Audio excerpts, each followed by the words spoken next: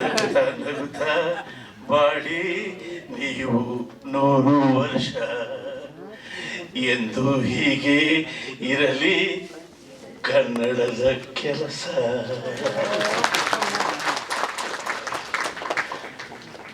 ಗೋವಿಂದಣ್ಣ ಇವತ್ತು ಅವರಿಗೆ 74 ವಯಸ್ಸು, ನನಗೆ 75 ವಯಸ್ಸು. ನಾನು ಅಣ್ಣ ಆಕ್ಚುಲಿ ಇವತ್ತು ಅವರನ್ನ ಗೋವಿಂದಣ್ಣ ಅಂತ ಕರಿಬೇಕಾದಂತ ಸಂದರ್ಭ. ಗೋವಿಂದಣ್ಣ, ನೀವು ಇವತ್ತು ಸರಿಯಾದ ಮಾರ್ಗದರ್ಶನದ ದಾರಿಯಲ್ಲಿ ಹೆಜ್ಜೆ ಇಟ್ಟಿದ್ದೀರಾ ಅಂತ ನನಗೆ ಅನ್ನಿಸ್ತಾ ಇದೆ. ಇವತ್ತು ಗಾಂಧಿ ಭವನ ಕನ್ನಡದ ಬಾವುಟಗಳ ವಿಜೃಂಭಣೆಯಿಂದ ನಮ್ಮನ್ನು ಸ್ವಾಗತಿಸ್ತಾ ಇದೆ. ಗಾಂಧಿ ಭವನದಲ್ಲಿ ಸತ್ಯವನ್ನೇ ಮಾತಾಡಬೇಕು ಅನ್ನೋ ಒಂದು ನೀತಿ ಇದೆ. ಇವತ್ತು ವೇದಿಕೆಯಲ್ಲಿ ರಾಮೇಗೌಡರು ಮತ್ತು ಬರ್ಗೂರು ಸಾರು ಎಲ್ಲ ಸತ್ಯವಾದ ವಿಚಾರಗಳನ್ನೇ ಮಾತಾಡಿದ್ರು. ನಾವು ಸತ್ಯವನ್ನೇ ಕುರಿತು ಚಿಂತನೆ ಮಾಡುವಂಥ ಈ ವೇದಿಕೆಯಲ್ಲಿ ಸಾರಾ ಗೋವಿಂದ್ ಅವರ ಹುಟ್ಟುಹಬ್ಬವನ್ನು ಆಚರಿಸ್ತಾ ಇದ್ದೇವೆ. ಅವರು ನಿಜವಾಗಿಯೂ ಸತ್ಯವಾಗಿಯೂ ಕನ್ನಡಕ್ಕಾಗಿ ಇಲ್ಲಿ ಬದುಕಿದ್ದಾರೆ ಅಂತ ನನ್ನ ಅನುಭವ. ಸಾರಾ ಗೋವಿಂದ್, ಸಾಲಿಗ್ರಾಮದ ರಾಮೇಗೌಡರ ಗೋವಿಂದ್, ಅವರು ಸುಮಾರು 5-6 ತಿಂಗಳ ಹಿಂದೆ ನಮಗೆಲ್ಲ ಒಂದು ವೇದಿಕೆ ಕರೆದಿದ್ದರು. ಅರಗಿಣಿ ಅನ್ನೋ ಒಂದು ಹೋಟೆಲ್ನಲ್ಲಿ ಒಂದು ಕನ್ನಡದ ಕುರಿತಾದ ಚರ್ಚೆ ಮಾಡೋಣ ಅಂತ ನಮ್ಮನ್ನೆಲ್ಲ ಕರೆದಿದ್ರು. PK ಶಿವರಾಮ್ ಅವರು ಮತ್ತು ನಿವೃತ್ತ ನ್ಯಾಯಾಧೀಶರು ರಾಜೇಂದ್ರ ಸಿಂಗ್ ಬಾಬು, ನಾನು, ಅವರು ತುಂಬ ಜನ ಸೇರಿದ್ವಿ. ಹೌದಾ ಗೋವಿಂದಣ್ಣ? ಅಲ್ಲಿ ಏನು ಅಂತ ಯಾರಿಗೂ ಗೊತ್ತಿಲ್ಲ. ಏನು ಗೋವಿಂದಣ್ಣ ಇವತ್ತು ವಿಷಯ ಅಂದರೆ ಕನ್ನಡಕ್ಕೆ ಏನಾದರೂ ಮಾಡಬೇಕು ಹಂಸಲೇಖ ಅವರೇ. ಸರಿ, ಕನ್ನಡಕ್ಕೆ ಏನಾದರೂ ಮಾಡೋಣ, ಏನು ಮಾಡೋಣ, ಅದೇ ಮಾತಾಡೋಣ. ಎಲ್ಲರೂ ಮಾತಾಡಿದ್ರು. BK ಶಿವರಾಮ್ ಮಾತಾಡಿದ್ರು. ಖಂಡಿತವಾಗಿ ಕನ್ನಡಕ್ಕಾಗಿ ಏನು ಬೇಕಾದರೂ ಮಾಡ್ಬೋದು ಅಂತ ಮಾತಾಡೋದು. ಆಮೇಲೆ ನಿವೃತ್ತ ನ್ಯಾಯಾಧೀಶರು ಅವರು ಮಾತಾಡಿದ್ರು. ಎಲ್ಲರೂ ಮಾತಾಡಿದ್ರು. ನನಗೆ ನಿಜವಾಗಿ ಏನು ಅನ್ನಿಸ್ತು ಅಂದರೆ, ಆ ಗೋವಿಂದಣ್ಣನ ಕಳಕಳಿ ಮ್ಯಾನಿಫೆಸ್ಟ್ ಇಲ್ಲದೆ ಕನ್ನಡಕ್ಕೆ ಏನಾದರೂ ಮಾಡೋಣ ಅನ್ನೋ ಒತ್ತಡ ಇದೆಯಲ್ಲ, ಅದು ಒಂದು ಭಾವನಾತ್ಮಕವಾದ ಒಂದು ಭಾವನೆ. ಆಮೇಲೆ ನನಗೆ ಮಾತಾಡಿದ್ರು. ನಾನು ಹೇಳಿದೆ, ಗೋವಿಂದಣ್ಣ, ಯಾರು ಕನ್ನಡವನ್ನು ಕಟ್ಟಿದ್ರು ಈ ನಾಡಿನಲ್ಲಿ ಅವರು ಕನ್ನಡದ ನಡುವನ್ನು ಮುರಿತಾ ಇದ್ದಾರೆ. ಯಾರು ಕನ್ನಡವನ್ನು ಕರ್ನಾಟಕದಲ್ಲಿ ಕಟ್ಟಿದ್ರೋ ಅವರೇ ಕನ್ನಡದ ನಡುವನ್ನು ಮುರಿತಾ ಇದ್ದಾರೆ. ಆ ಸ್ಪೈನಲ್ ಕಾರ್ಡನ್ನು ಕಾಪಾಡುವಂಥ ಕೆಲಸದಲ್ಲಿದ್ದೀವಿ ನಾವು. ಅದಕ್ಕೊಂದು ಮಾರ್ಗದರ್ಶನ ಬೇಕು ಗೋವಿಂದಣ್ಣ. ನಾವು ಹೀಗೆಲ್ಲ ಹೋದರೆ ವರ್ಕೌಟ್ ಆಗಲ್ಲ ಅಂದೆ. ಆತ ಅವ್ರು ಏನು ಕನ್ವಿನ್ಸ್ ಆದರು. ಆಮೇಲೆ ಸುಮ್ಮನಾದರು. ಸ್ವಲ್ಪ ದಿವಸ ಹೀಗೆ ಇದ್ದರು. ಗುರು ಯಾವಾಗಲೂ ಗುರಿಯನ್ನು ತೋರಿಸ್ತಾನೆ ಅನ್ನೋದಕ್ಕೆ ಇವತ್ತಿನ ಸಂದರ್ಭ. ಗೋವಿಂದಣ್ಣನ ಆ ಭಾವನಾತ್ಮಕವಾದ ಕನ್ನಡದ ಪ್ರೀತಿಗೆ ಸೇವೆ ಮಾಡಬೇಕು ಅನ್ನೋ ಆಸೆ ಇದೆ. ದಾರಿಗಳೇನು ಅದನ್ನು ಇವತ್ತು ಬರ್ಗೂರು ಸಾರ್ ಅವರು ಅವರಿಗೆ ಮನದಟ್ಟು ಮಾಡಿಸಿದ್ದಾರೆ. ಮನದಟ್ಟು ಮಾಡಿಸಿ ಕನ್ನಡದ ಮೇಲಿನ ಪ್ರೀತಿಯನ್ನು ಕಾಪಾಡಿಕೊಳ್ಳೋದಕ್ಕೆ ಒಂದು ಕನ್ನಡದ ಪ್ರತಿಷ್ಠಾನವನ್ನು ಅವರ ಮುಖಾಂತರ ಸ್ಥಾಪನೆ ಮಾಡಿಸಿದ್ದಾರೆ. ಇದೇ ಸಮರ್ಥ ಗುರುವಿನ ಕೆಲಸ. ಸಾರಾ ಗೋವಿಂದ್ ಒಂದು ಶಕ್ತಿ. ಅವರಿಂದ ಕನ್ನಡದ ಪ್ರೀತಿ ಇದೆ, ಬಳಗ ಇದೆ, ಹೋರಾಟದ ಹಿನ್ನೆಲೆ ಇದೆ. ಈಗ ಕನ್ನಡದ ಸ್ಥಿತಿ ಏನು ಅಂತ ನೀವು ಚಿತ್ರರಂಗದ ಬಗ್ಗೆ ಮಾತಾಡಿದ್ರೆ, ಕನ್ನಡದ ಚಿತ್ರರಂಗದ ಸ್ಥಿತಿ ದುಸ್ಥಿತಿ ಅಂದರೆ ಕನ್ನಡದ ಚಿತ್ರರಂಗದ ದುಸ್ಥಿತಿ ಅಲ್ಲ, ಕನ್ನಡಕ್ಕೆ ದುಸ್ಥಿತಿ ಬಂದಿದೆ ಇವತ್ತು. ನನಗೆ ಒಬ್ಬರು ಮೇಷ್ಟ್ರು, ಗಣಿತದ ಮೇಷ್ಟ್ರು ನನ್ನ ಹತ್ರ ಬಂದು ಕಣ್ಣೀರು ಹಾಕಿದ್ರು. ಯಾಕ್ರೆ ಎಂದೆ. ಇಲ್ಲ ಸರ್, ನಾನು ಪಠ್ಯಗಳ ಕುರಿತಾದ ವಿಚಾರಕ್ಕೆ ಕನ್ನಡದ ಬಗ್ಗೆ ನನ್ನ ವಿವರಣೆಯನ್ನು ಕೊಟ್ಟರೆ ಅವರು ಸಚಿವರು, ರೇ ಏನ್ರಿ 30 ಕನ್ನಡ ಅಂತೀರಾ? ಒಂದು ದೇಶ, ಒಂದು ಚುನಾವಣೆ, ಒಂದು ಭಾಷೆ, ಜ್ಞಾಪಕ ಇಟ್ಕೊಳ್ಳಿ, ಸುಮ್ಮನೆ ಹೇಳಿದ ಕೆಲಸ ಮಾಡಿ ಅಂತ ಗದರಿದ್ರು ಸರ್. ನಾನು ಇದಕ್ಕೆ ತೋಚದೆ ಬಂದು ಹೇಳ್ತಾ ಇದ್ದೀನಿ ಸರ್. ಇಂಥ ಪರಿಸ್ಥಿತಿ ಕರ್ನಾಟಕದಲ್ಲಿ ಇದೆ ಅನ್ನೋದು ನಮಗೆ ಗೊತ್ತಾಗಬೇಕು.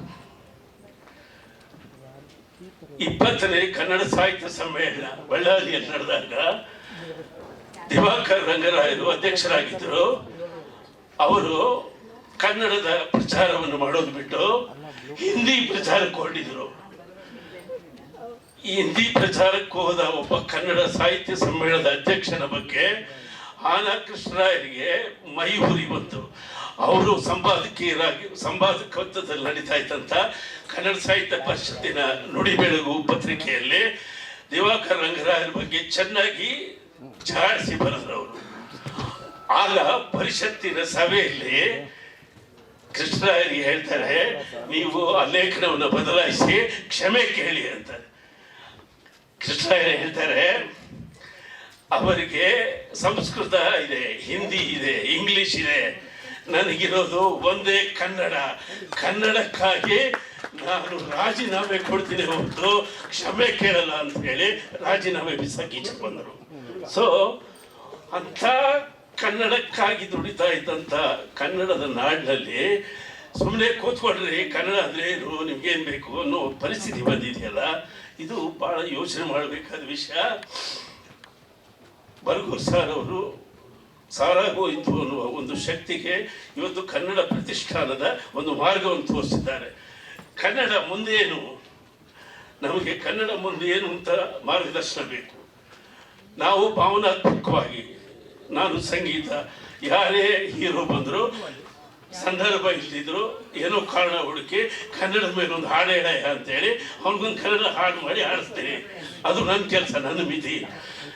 ಸಾರಾಗೊಂದು ಏನು ಮಾಡ್ತಾರೆ, ಒಂದು ಸಿನಿಮಾ ಮಾಡ್ತಾರೆ, ಸಿನಿಮಾದಲ್ಲಿ ಕನ್ನಡದ ಬಗ್ಗೆ ಅಭಿಮಾನ ತುಂಬ್ತಾರೆ ಅಷ್ಟೇ. ಆದರೆ ಕನ್ನಡವನ್ನು ನಾವು ಈಗ ಒಂದು ಹಕ್ಕಿನ ಭಾಷೆಯಾಗಿ ನೋಡೋದಕ್ಕೆ ಮಾರ್ಗದರ್ಶನ ಬೇಕು ನಮಗೆ.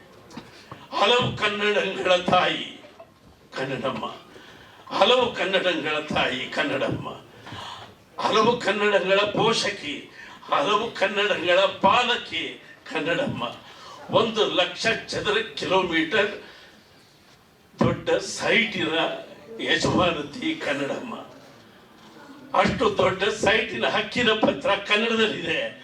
ಮಾತೃಭಾಷೆಯಿಂದ ಶಿಕ್ಷಣ ಇತ್ಯಾದಿ ಎಲ್ಲ ಗೊಂದಲಗಳನ್ನು ಪುನಃ ಪರಿಹರಿಸಬೇಕಾಗಿದೆ. ಮಾತೃಭಾಷೆಗಳು 12 ಮಾತೃಭಾಷೆಗಳಿದ್ದಾವೆ, ಇಲ್ಲಿ 52 ಉಪಭಾಷೆಗಳಿದ್ದಾವೆ. ಕನ್ನಡ ಅವರೆಲ್ಲರನ್ನ ಸಾಕ್ತಾ ಇರ್ತಕ್ಕಂಥ ಹಕ್ಕಿನ ಕನ್ನಡ. ಅದು ಆ ಹಕ್ಕಿನ ಕನ್ನಡವನ್ನು ನಾವು ಕಾಪಾಡಿಕೊಳ್ಳೋದಕ್ಕೆ ಮಾರ್ಗದರ್ಶನ ಬೇಕು. ಬರಗೂರು ಸರ್, ತಾವು ಸಾರಾಗೋಯ್ದು ಮುಖಾಂತರ, ಈ ಪ್ರತಿಷ್ಠಾನದ ಮುಖಾಂತರ, ಅದಕ್ಕೆ ಕನ್ನಡದ ಪ್ರತಿಷ್ಠಾನ ಅಂತ ಇಟ್ಟರಲ್ಲ ಹೆಸರು, ಅದೇ ಬಹಳ ದೊಡ್ಡ ವಿಷಯ. ಅದೇ ಬಹಳ ದೊಡ್ಡ ವಿಷಯ. ಕನ್ನಡದ ಪ್ರತಿಷ್ಠಾನ ಹಿಂದೆ ಒಂದು ಶಕ್ತಿ ಕೇಂದ್ರ ಅಂತ ಮಾಡ್ಕೊಂಡಿದ್ರು, ಅದು ಏನೇನಾಯ್ತು ಅಂತ ಎಲ್ಲರಿಗೂ ಗೊತ್ತಿದೆ. ಆದರೆ ಈಗ ಸಂದರ್ಭ ಸಾರಾ ಗೋವಿಂದು ಅವರ ಹಿಂದೆ ಇರ್ತಕ್ಕಂಥ ರಾಜ್ಕುಮಾರ್ ಅಭಿಮಾನಿ ಬಳಗ ಮತ್ತು ಅವರ ಎದೆಯಲ್ಲಿರ್ತಕ್ಕಂಥ ಕನ್ನಡ ಪ್ರೇಮಕ್ಕೆ ಸರಿಯಾದ ಮಾರ್ಗದರ್ಶನ ಕೊಟ್ಟು ಈಗ ಕನ್ನಡವನ್ನು ಒಂದು ಹಕ್ಕಿನ ಭಾಷೆಯನ್ನಾಗಿ ನಾವು ಸ್ಥಾಪಿಸೋದಕ್ಕೆ. ಯಾಕೆಂದರೆ ಬಸವ ಅಂದರೆ ಕನ್ನಡ, ಬಸವ ಅಂದರೆ ಕನ್ನಡ. ನಮಗೆ ಬಸವನನ್ನು ನಾವು ಕುವೆಂಪು ಕಂಡಿದ್ದೀವಿ. ಕುವೆಂಪು ಅಂದರೆ ಕನ್ನಡ. ನಮಗೆ ಇಂಥ ಕನ್ನಡವನ್ನು ಗ್ರಹಣ ಇಡಿಸುವ ಹಿಂದಿ ಬಂದು ಕಾಡ್ತಾ ಇದೆ ನಮ್ಮನ್ನು. ಇದು ಇವತ್ತಿಂದ ಅಲ್ಲ. ನಾನು ತುಳಸಿ ತೋಟದಲ್ಲಿ ಗೀತಾಪುರ ಪ್ರೆಸ್ನಲ್ಲಿ ಕೆಲಸ ಮಾಡ್ತಿದ್ದಾಗ ನಮ್ಮ ಪ್ರೆಸ್ ಪಕ್ಕದಲ್ಲಿ ಹಿಂದಿ ಸ್ಕೂಲ್ ಅಂತ ಒಂದು ಸ್ಕೂಲ್ ತೆರೆದಿದ್ರು. ಇದು ನೆಹರು ಕಾಲದಿಂದಲೂ ನಮ್ಮ ಮೇಲೆ ಹಿಂದಿಯ ರವಾನೆ ನಡೀತಾರೆ. ಆದ್ದರಿಂದ ನಾವು ಒಕ್ಕೂಟದ ವ್ಯವಸ್ಥೆಯಲ್ಲಿ ಬಿಕ್ಕಟ್ಟು ಎದುರಿಸೋದು ಪ್ರಾದೇಶಿಕ ಭಾಷೆಯಿಂದ. ಇದು ಭಾಷಾ ಮೂಲದ ವಿಭಾಗವಾಗಿದ್ದರೆ ಕನ್ನಡ ಗಟ್ಟಿಯಾಗಿರುತ್ತೆ. ಇದೇನಾದರೂ ದಿಶಾಮೂಲವಾದರೆ ಕನ್ನಡ ಅನಾಥವಾಗುತ್ತೆ.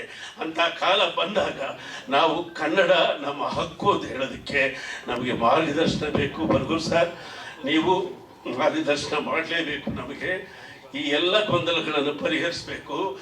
ಮಾತೃಭಾಷೆ ಕನ್ನಡ ಯಾವುದು ಮತ್ತು ಶಿಕ್ಷಣ ಭಾಷೆ ಕನ್ನಡ ಯಾವುದು ಮತ್ತು ರಾಜ್ಯದ ಅಧಿಕಾರಯುತ ಭಾಷೆ ಯಾವುದು ಇದೆಲ್ಲವನ್ನು ನಮಗೆ ಸವಿವರವಾಗಿ ತಿಳಿಸುವಂಥ ಒಂದು ಮಾರ್ಗದರ್ಶನಕ್ಕೆ ನೀವು ಮಾರ್ಗ ಆಗಬೇಕು ಅಂತ ನಾನು ಕೋರ್ಕೊಳ್ತಾ, ಸಾರಾ ಗೋವಿಂದ ಅವ್ರಿಗೆ 100 ವರ್ಷ ಸುಖವಾಗಿ ಬದುಕ್ರಿ ಸರ್, 100 ವರ್ಷ ಸುಖವಾಗಿ ಬದುಕ್ರಿ. ಯಾಕೆಂದರೆ ಗೋವಿಂದಣ್ಣನ ನಾನು ಎಲ್ಲಿ ನೋಡಿದ್ದೀನಿ ಅಂದರೆ ಸಾಲಿಗ್ರಾಮ ಅನ್ನೋ ಒಂದು ಊರಿನಲ್ಲಿ ನಾವು ನಾಟಕದ ಕಂಪನಿಯನ್ನು ಅಲ್ಲಿ ನಡೆಸ್ತಾ ಇದ್ದಾಗ ಅವರು ಓಡಾಟವೆಲ್ಲ ನೋಡಿದ್ದೀವಿ. ಅಲ್ಲಿಂದ ನಾನು ನೋಡಿದ್ದೀನಿ ಅವರ ಕನ್ನಡದ ನಿಷ್ಠೆಯನ್ನು ಯಾರಿಗೂ ಪ್ರಶ್ನಿಸುವ ಹಾಗಿಲ್ಲ.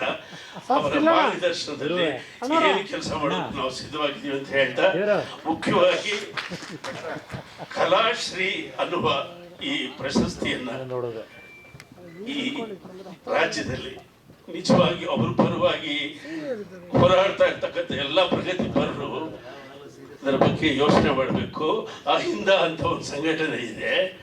ಆ ಅಹಿಂದ ಅನ್ನೋ ಸಂಘಟನೆಯಲ್ಲಿ ಯಾರಿಗೂ ಕನ್ನಡದ ಹಕ್ಕಿನ ಬಗ್ಗೆ ಗೊತ್ತೇ ಇಲ್ಲ, ಕನ್ನಡದ ನೆರಳಿನಲ್ಲಿ ಬದುಕ್ತಾ ಇದ್ದೀವಿ ಅಂತ ಅವ್ರಿಗೆ ಗೊತ್ತೇ ಇಲ್ಲ. ಮುಂದಿನ ಒಂದು ಕನ್ನಡ ಕಲಾಶ್ರೀ ಪ್ರಶಸ್ತಿಯನ್ನು ಆ ಅಹಿಂದದಲ್ಲಿರುವ ಅಲ್ಪಸಂಖ್ಯಾತರಿಗೂ ಅಥವಾ ದಲಿತರಿಗೂ ಕೊಟ್ಟು ಕನ್ನಡದ ಬಗ್ಗೆ ಅವರಲ್ಲಿ ಜಾಗೃತಿಯನ್ನು ಮೂಡಿಸುವಂಥ ಕೆಲಸ ಮಾಡಬೇಕು. ಅವರಿಗಾಗಿ ನಾವು ಕನ್ನಡಕ್ಕಾಗಿ ದುಡಿತಾ ಇದ್ದೀವಿ ಅನ್ನೋದನ್ನು ಅವ್ರಿಗೆ ಅರ್ಥ ಮಾಡಿಸ್ಬೇಕು ಅಂತ ಹೇಳ್ತಾ, ಗೋವಿಂದಣ್ಣ ಖುಷಿಯಾಗಿರಿ, ಚೆನ್ನಾಗಿರಿ, ಒಳ್ಳೊಳ್ಳೆ ಸಿನಿಮಾ ಮಾಡಿ.